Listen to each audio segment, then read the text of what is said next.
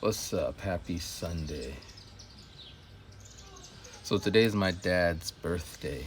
He's gonna be 89 years old. Or he is 89 years old. And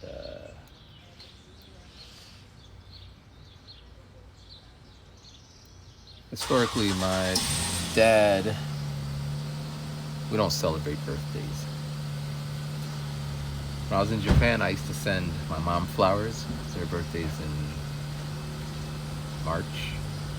And then Mother's Day's in May, and then my dad's birthday, so I'm sending flowers. And then I heard that my dad was like, how come I don't get anything?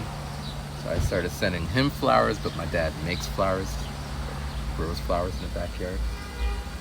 So I sent a fruit basket, but my dad's from Jamaica, and he'll tell you that he used to climb up trees and pick off whatever. I think I sent another year like a cashew basket. But eventually he said, don't send anything. And leading up to his birthday, he's like, I don't want anything, I don't want anything, I don't want anything, I don't want anything. Then yesterday he's like fussing about, tomorrow's my birthday, and my brother's supposed to come to the house with stuff, and he was preparing for that. Birthdays are weird, man. Birthdays. Like when I say I don't want anything, it's a hard I don't want anything. Unless it's something, I don't want anything that, how can I put this? I'm always down for a new computer, a new iPad, some new tech, some new software.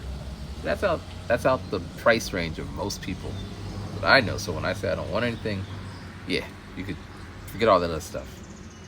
And I usually buy my toys throughout the year, so I'm gonna get it eventually.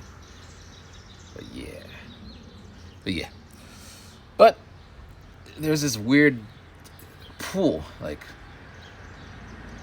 when you are in the presence of someone, you just want to kind of do something if it's their birthday. So now it's like, all right, what can I get my dad? But I ain't got no money. I got $10 in my pocket. $10. I was thinking, what can I get? If it was my mom, I would wrote her like a little poem. She still has one of the poems that I wrote to her amongst her belongings. But my dad's not gonna read no poem from me. So I was thinking Spencer's. I don't know if Spencer's is throughout the United States, but Spencer's is a shop that has like random stuff. Their little random section with random. They tend to be on the more perverted type thing, but I don't know. I don't think my dad's. But they do have like old people stuff, old people jokes. So I'm wondering if I can go out there and find something funny. So that's the plan. They open at 11, so I'm gonna leave soon. But then I had an idea. I could get like a little Twinkie, not like the butterscotch ones, and stick one little candle in there. That'd be funny, I think. And it would be in my range of $10. So I'll be left with $8. But yeah. This morning I woke up. I bought not a vision board per se, but like one of those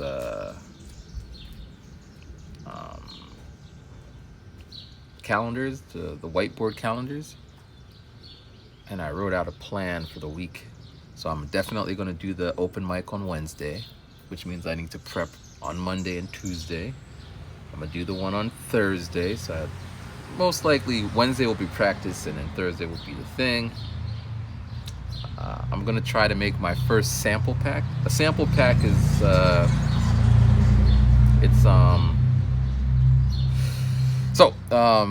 back in the day, people used to sample from James Brown. Take a record, and take the music and make it into something new.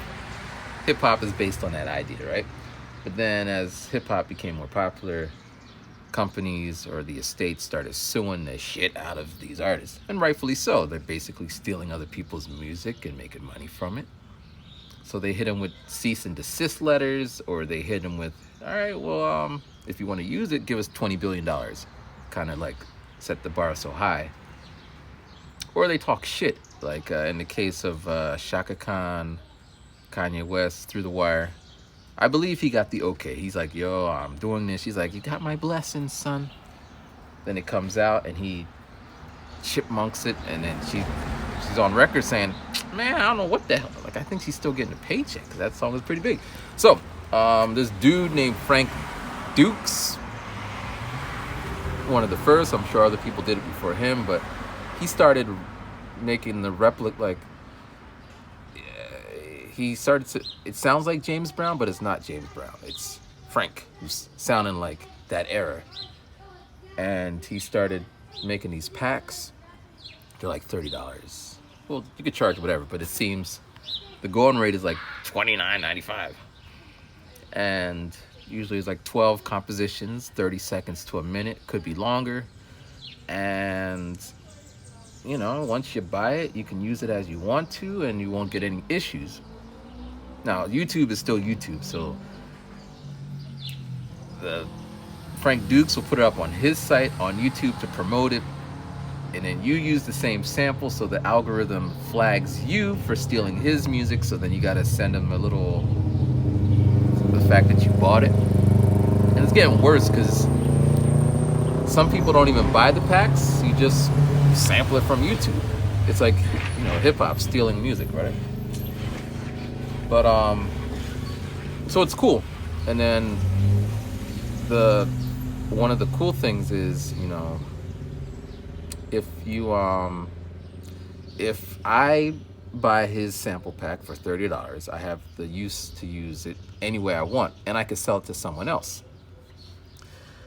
In the event that my song or whatever gets 1 million sales, then Frank Dukes, because it's all like in this little contract agreement, Frank Dukes will be entitled to 50% of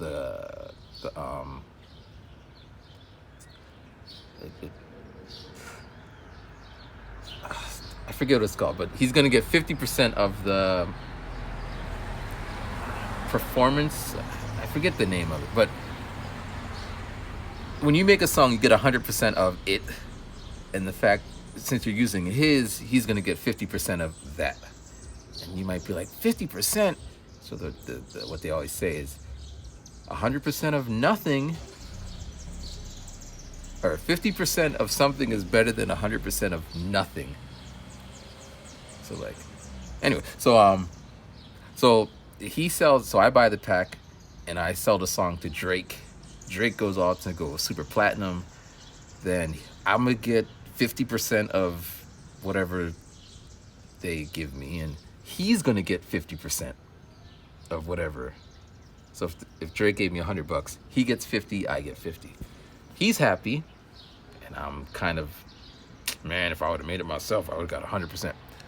But here's the caveat, or the he could sell this pack to 1 million producers, and he did. He was one of the first, so a lot of people were using it. So now these are like little lottery tickets. Any one of these songs could go on to be like 1 million or whatever, and he's gonna get half of that. So he just needs to set it up, sell it, and then sit back and then wait. And so he was like the #1 dude, but then everyone started, oh, I could do that too. So now it's like super saturated. Just last week, I'm on Instagram because I keep getting all these ads because they're targeting rappers. So I have like a list of like 30 different sample pack makers, and they all look the same. It's a site, it's $29.95. And I want to get into it because anyone can do it. And I want to try. It might not work out for me because some of them, they're coming from they play live instruments, so it has that sound. Others are coming from this instrument, was made in 1937, so it is rare. It has that vintage seal. Other people are coming from the, yeah, I made tracks for Drake, so you should buy my pack. And then everyone in between. My angle is, you know, I think I got something. And yeah. So that's it. So I'm gonna head out to see if Spencer's has something under $10. And I'm gonna head to the supermarket to see if I can get this this butterscotch thing. And yeah, but thanks for watching. It's a short one. Sitting on my stoop. And just like 10 minutes ago, my next door neighbor, he was sitting out here. He's from where did he say he's from? He's from Africa. I forget. But anyway, he was just out here. I said, what's up, what's up? So I'm out here and I'm looking through the window and I see him pull out like a 61 keyboard, 61 keys keyboard. And then I see him take out a guitar and a stand and the keyboard stand. So I think he's a musician, which is pretty cool because, well, I don't know what's gonna come, but cause I need a keyboard. Maybe I could borrow his. But if he's a music guy, we could talk music. And if he's from Africa, but maybe we could do a sample pack. But I mean, this is supposed to be over, but he's gonna keep going. So what I figured, when I learned about sample packs, my mind was like, wow. And when I was living in Japan, I was thinking we could make a sample pack using Japanese sounds. So I started approaching Japanese people. Hey, why don't we make a sample pack? And they're looking at me like, no, Matthew, that makes no sense. Why would anybody buy that? I'm like, well, there's this guy named Frank Dukes and the state of, like, I'm giving them like the presentation, just no. And this will go on. And at this point, I'm reaching out to piano players, Japanese piano. Like, you play piano, so just hit me up with some like Japanese sounding sound, and we could. No. There was a Japanese enka singer. I met him once. He was like street busking. So I got his business card. I found him. I hit him up. He didn't respond. I saw a dude with a koto in the middle. This white guy playing the koto in or the shamisen. It's one of the two. I always get them confused. So I give him $10, which is kind of faith. Just saying, hey, I'm a producer. Here's $10. I don't want anything you got right here, but let's make a sample pack. Dude goes MIA, and when he finally does respond, he's like, yeah, I left Japan like 3 months ago. I met him 3 months ago. Like, he knew he was leaving. He could have kind of. Finally, I met somebody, introduced me to some record producer in Japan. You know, he lived in America, New York, for like, I don't know, 5 years. He did some games theme songs. You know, he has some old school records, but it's his production. And he just wanted a black guy to do some black guy things. And I guess I should have played my part and then slowly presented my idea, but I'm more than a black guy, you know, I do stuff. So I told him my idea, and he's just like, I don't get it. I just don't get it. And I'm bringing up websites, and I'm like, because there's a whole, like, you know, blue ocean strategy. So when there's no competition, it's blue ocean, like just vast, and anyone can really get in there.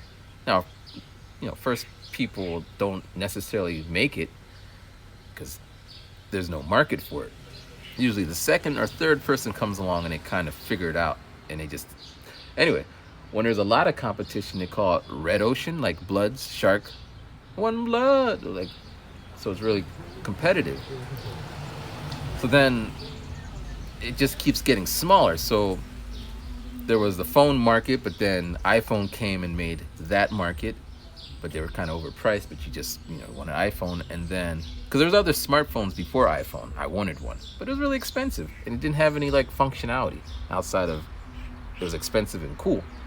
Like Nokia had one where it was the Nokia, the old school Nokia, but it opened up to have a little keyboard.